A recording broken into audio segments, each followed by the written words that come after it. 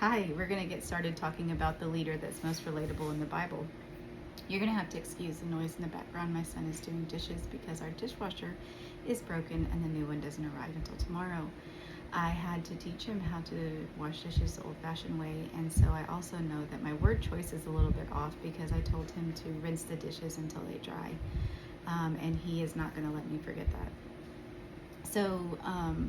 As we talk through today, you might hear a little bit of noise in the background, and remember those editing skills are about a zero, so you might also see some and hear some of the things that go in the background of my home. But today we're going to talk about the most relatable leader, and you might think that it's maybe one of the more familiar names that you might know about, like Moses, who led people out of Egypt. And while he had a lot of great leadership principles and, overcame his speech problem and really focused on, going to God to get the things that they needed. And I mean, those were all good examples, but somewhat a little bit harder to relate to the things that we might experience now. And so another one might be Saul, who, originally hunted Christians and then became one and had to overcome the character that he was before and really and truly become one of the more influential people in the Bible. And so those are great examples, but I really think that Joseph, the coat of many colors Joseph, is such a great example of what people really truly go through in leadership, especially problems that they experience. And not only did he experience one, but four things that leaders often experience nowadays. And so this is going to be a multi-part series, unless you're watching on YouTube, in which case it will be a full video there if you'd like to go there. But we're going to talk about Joseph. I recognize that a lot of people don't necessarily always know the full stories in the Bible, so I'm going to give you a short synopsis of the story of Joseph. Joseph is the son of Rachel and Jacob. Jacob had many wives and therefore had many other sons, and he openly showed his favor upon Joseph, and so everybody knew that Joseph was the favorite son. And so already that was probably a difficult thing for Joseph. But his brothers kind of had it out for him, and they decided that they were going to kill him. Somebody talked him out of it, and they decided just to throw him in a pit. So they threw him in a pit, and then somebody else said, hey, we probably shouldn't leave him in the pit to die. We need to sell him I'm going to get my son's attention to tell him to turn down the TV.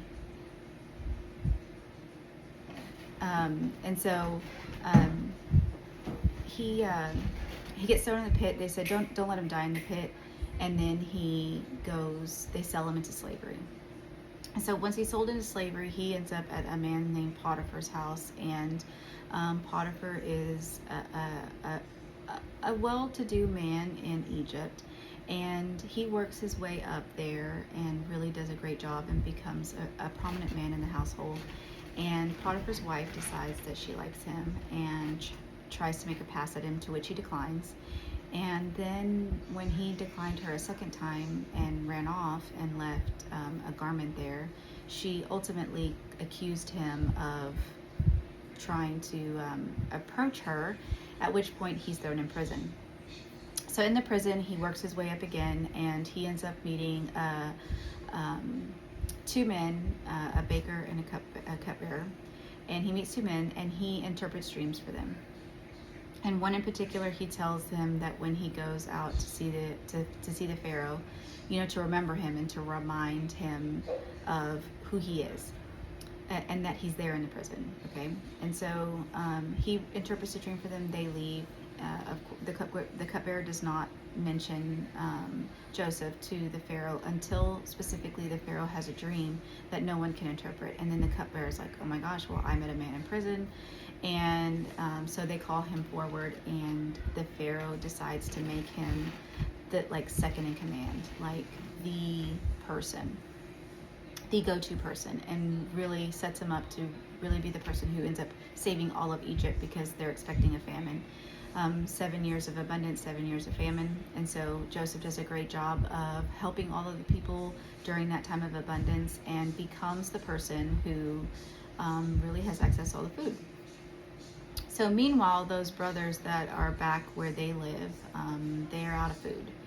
And so Joseph's father, Jacob, tells them to go to Egypt and get food. Only when they get there and talk to Joseph, they don't recognize Joseph, but Joseph absolutely knows who they are. And ironically, Joseph gives them food. And so he gives them food, and they leave. And he tells them don't return unless they bring Joseph's little brother. And so Joseph's little brother is specifically of both his mother and his father. And so the second time around that they need food, they want to take his brother Benjamin with him. And Jacob says, no, I've already lost my other son. Why do you want to take this only son? And so they kind of go back and forth, and ultimately Benjamin ends up getting to go. And when he's there, this is definitely the Cliff Note version of all this.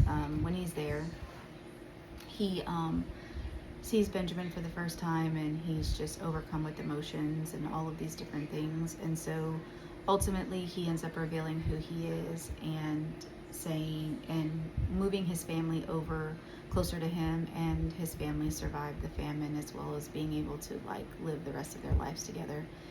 Later, Joseph ends up being able to leave to go take Jacob back to where he should be buried, or where he wanted to be buried anyway.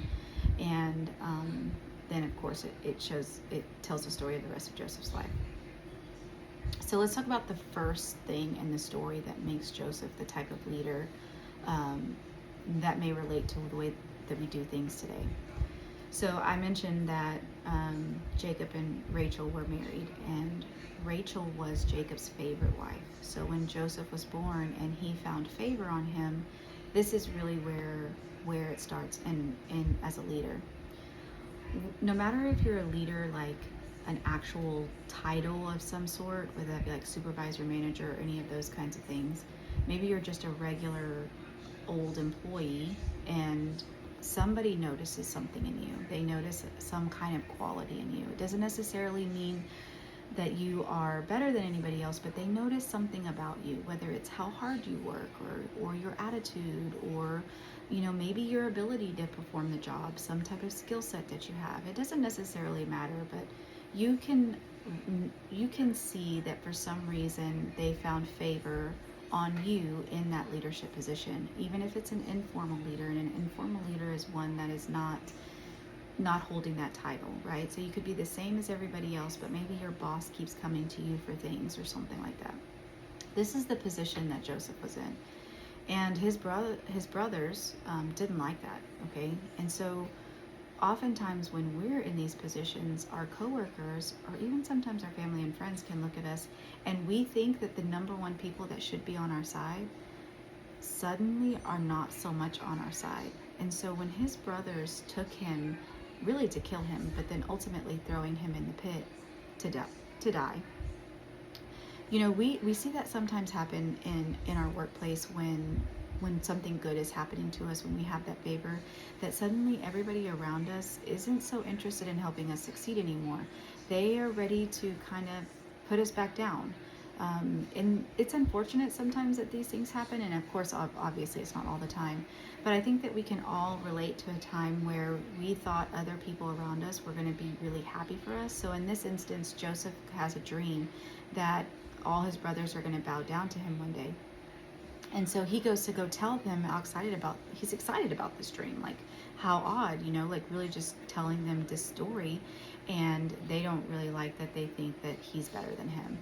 And so when we go out there and we're sharing, this wonderful thing, so-and-so said I did such a great job, they were so happy, we can see other people just kind of take a step back and be like, why did they tell her she did a great job?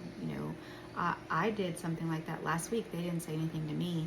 And it becomes like a script flipped type of scenario. And so this is the first time that Joseph really comes up to battle with the things of this world. And I think that when we're in those situations, there's lots of different things that we can do when we're thinking of the people who should be on our side that are no longer on our side, what things we can and can't do in those scenarios, so that when we're thrown in the pit, if we are, or if we're on the way to the pit, obviously we want to get out. But if we're thrown in this place where we're kind of stuck, and not necessarily those people that are around us are really helping us to get out, there's a lot of different things that we can do, that we can self-manage in order to help ourselves get out of that. So that's one of the things that we talk about in some of the courses and those kinds of things, to really just address those things. Um, the second thing that happens after they throw him in this pit, he has another brother named Reuben. My sister tells me that she has to have names and stories. That's why I'm telling you the names. So Reuben is like, hey guys, let's not kill him. He's the one that convinces him to go in the pit. Well, then they see these carts rolling by with these slaves being sold, and they end up selling Joseph for 20 pieces of silver, which isn't a whole lot of money, but still, at the end of the day, they end up selling him, and they feel better about this scenario, right? They didn't kill him; he's just somewhere else, but he's still out of their hair. And so we also can come into the situation where people will sell us out. And sometimes I don't think it's always intentional, but it doesn't necessarily make it feel any better. And so these same people around us end up ultimately sabotaging our growth. In this scenario, there's a lot more challenges on how to combat those scenarios, but at the same time, we can recognize that these things that Joseph experienced, we experience every single day, oftentimes in work, sometimes even in our personal lives, where our close friends or wherever just aren't the people who we need them to be. And so that's the first thing that Joseph goes through.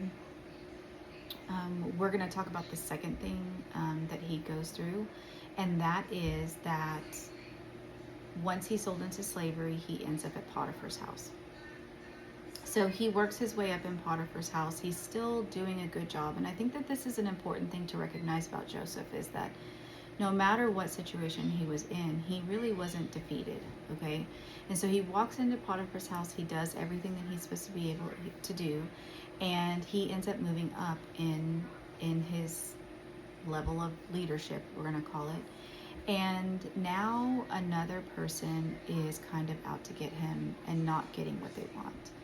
And oftentimes when we talk about this particular instance in leadership, it can be many different people. So we're going to call the many different people Potiphar's wife.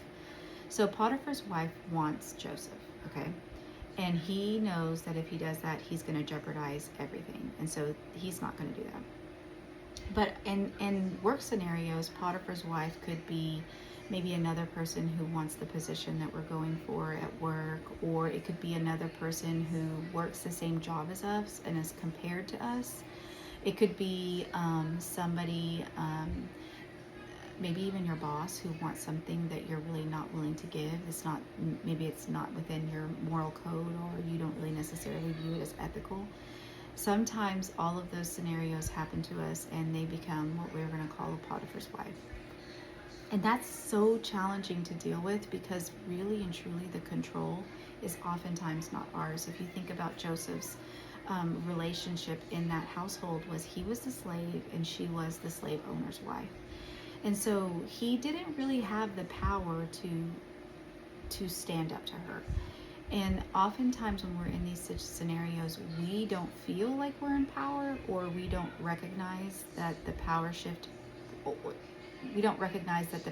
is maybe in our minds, especially if it's not necessarily our boss or leader, and it may be somebody, a coworker or something like that. The other thing that could happen is we react poorly to the situation, and we assume power that we really don't have.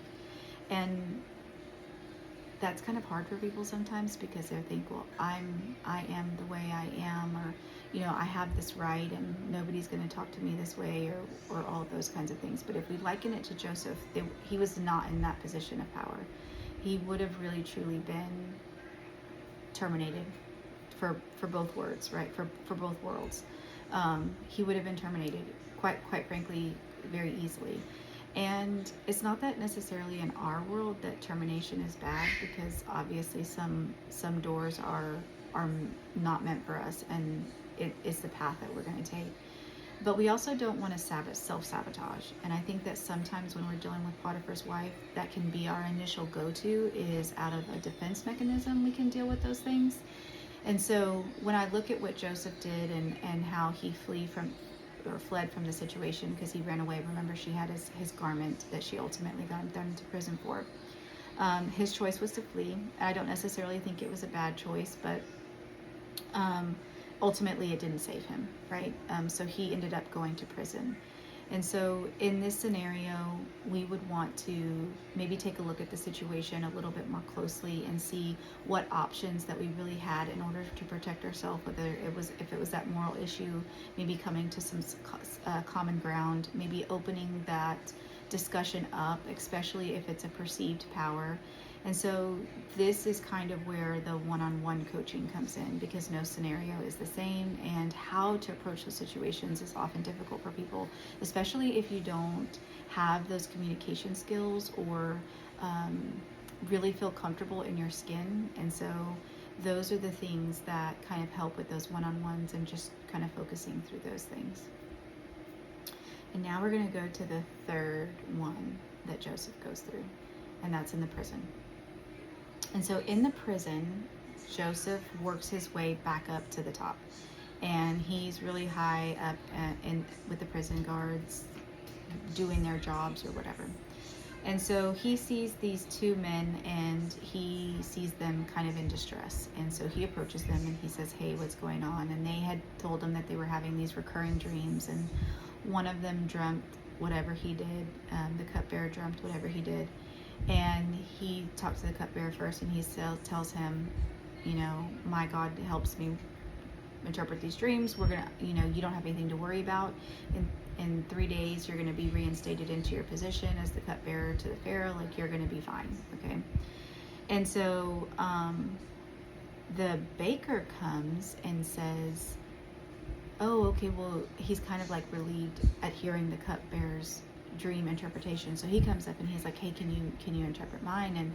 And Joseph kind of gives him bad news and tells him in 3 days he's going to be executed. And so when he tells the cupbearer that he's going to live, he tells him, "Hey, when you see the Pharaoh, you remember me, okay? You remember what I did for you, and you remember, how I helped you when you go talk to the Pharaoh." And I think that oftentimes in our leadership positions, or even in our regular positions, we think that our works are going to get us somewhere through someone else. And so we think that we're going to be heavily noticed for the things that we do.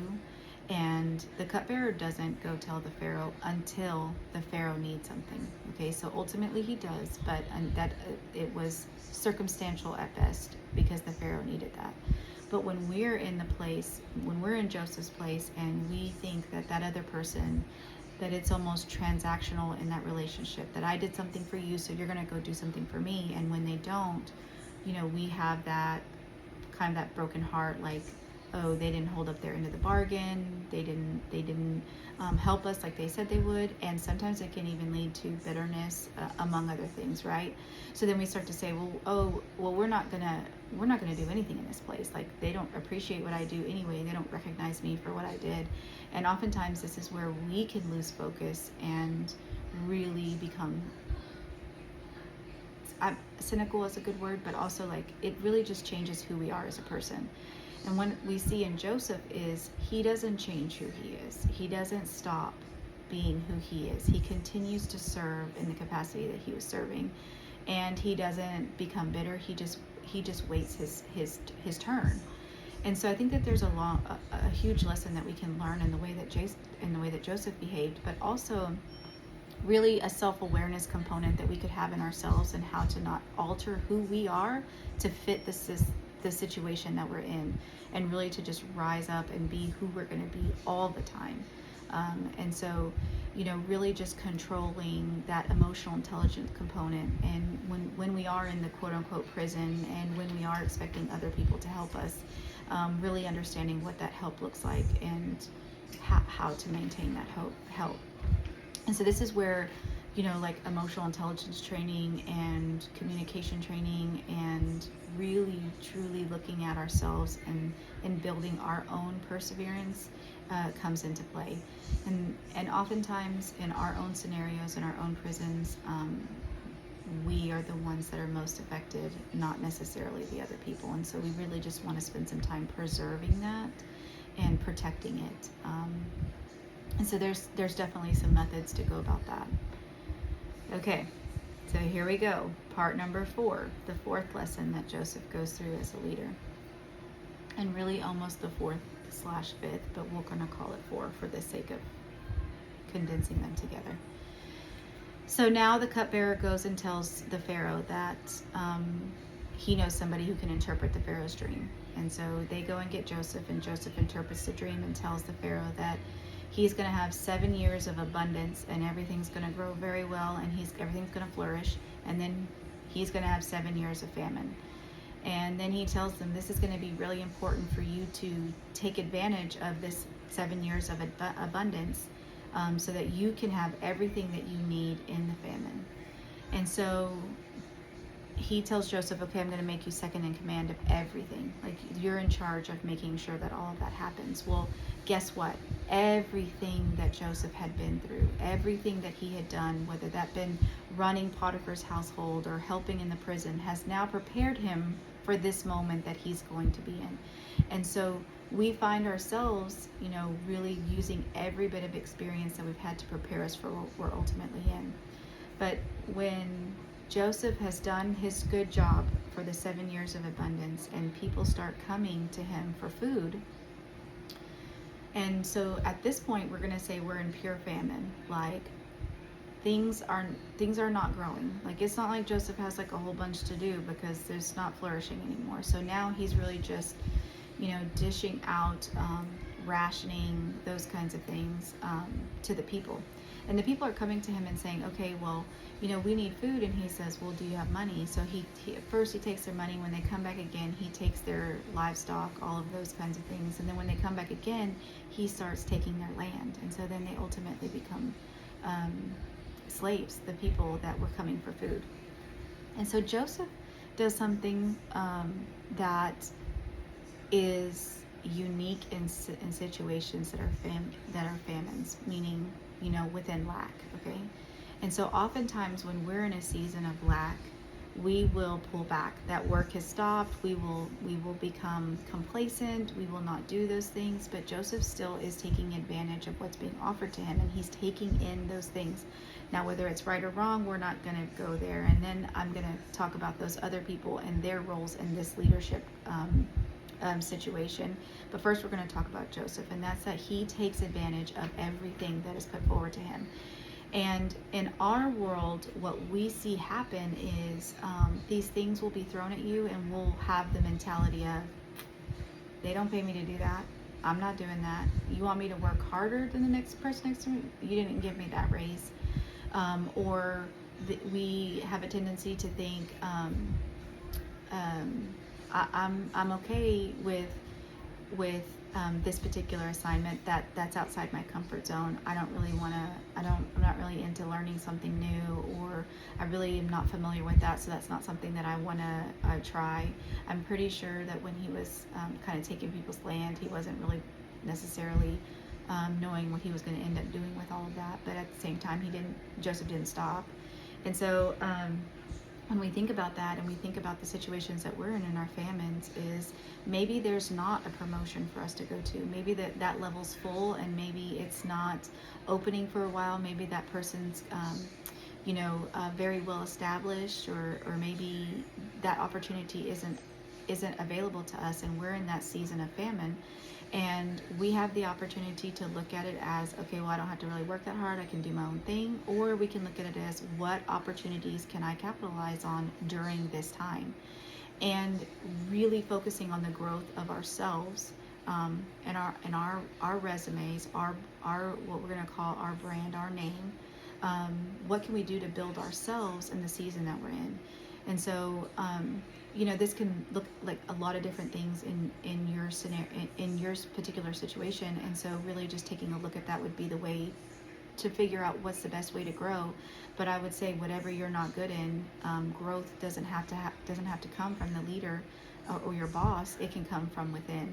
And really just taking a minute to start investing in yourself during those periods of famines, so that when the abundance comes, I'm ready. But what happens is we don't do that, and then when the abundance comes, we're upset that they're not willing to wait for us. Nobody's going to wait for you, and I think that that's a hard thing to hear, but something that some people need to hear.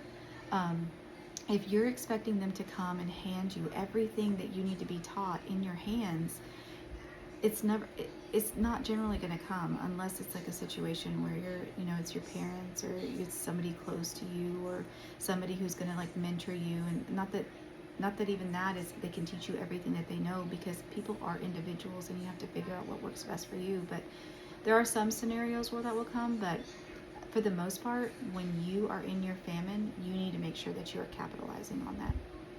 On the flip side, if you're the people that need the food that are going to go to the person, you need to make sure that you're not selling your soul to get what you want during that time. Okay, I'm not saying that particularly they were wanting food so that they should have died trying, but how much of yourself do you want to give away? Because ultimately they sold everything.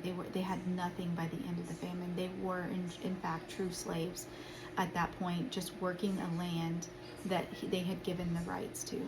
And so it's important to remember both sides of that story, both Joseph, who capitalized on it, and both the people who really just sold themselves out, not to be both of those things.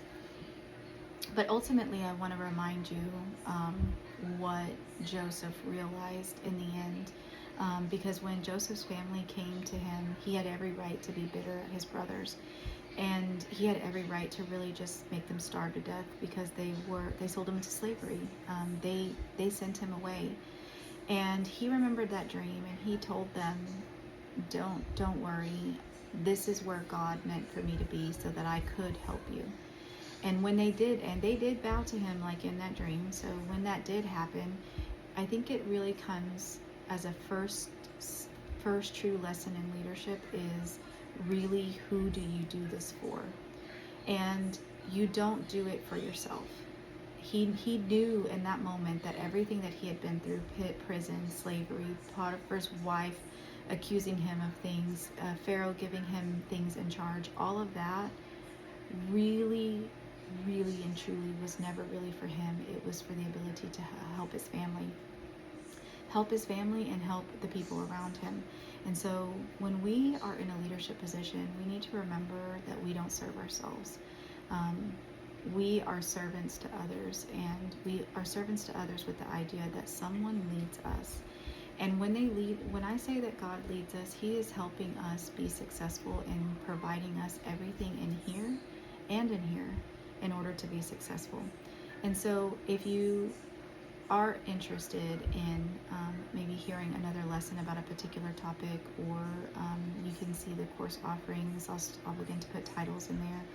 If you're interested in learning more, or just kind of want to talk about some of the things that you're going through, there is a discovery call option where we can just kind of talk and see if it's a good fit, if it's something you want to pursue or not. Because these situations that Joseph went through are things that we kind of deal with every single day, and they're not easy. And navigating them without a mentor or something of that nature sometimes can be difficult. And so we want to set ourselves up for success, and we want to be able to serve others as leaders in every possible way. The other thing I want to tell you is that leaders are not necessarily always who you think they are. Leaders and bosses are not exactly one and the same.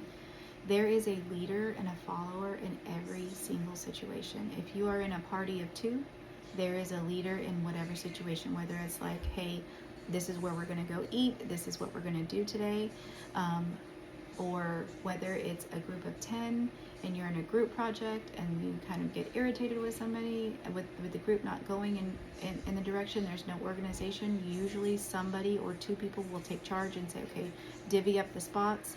And then again, you get in that kind of Joseph situation, because they're like, you made her in charge. But it doesn't necessarily matter. There's a leader and a follower in every situation. And if you want to be the leader in more situations and less of a follower because you don't think you can, or you don't think that you have the skills, like, this is something that you can build. It's not something they teach in schools. That's really unfortunate, but it is something that you can build. So I just want to encourage you, if you're not a boss, or you don't think that you are in charge of anything, this is not just in charge. This is really just about learning to lead your own life to be the fullest, and to really experience the joy and peace that God has to offer you.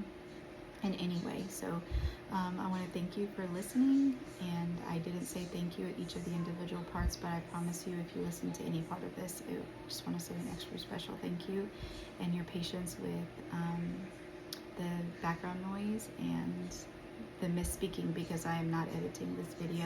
My son said he would help me, but he would charge me, and I don't have enough money for that. So right now we're gonna go edit free. Again, thank you.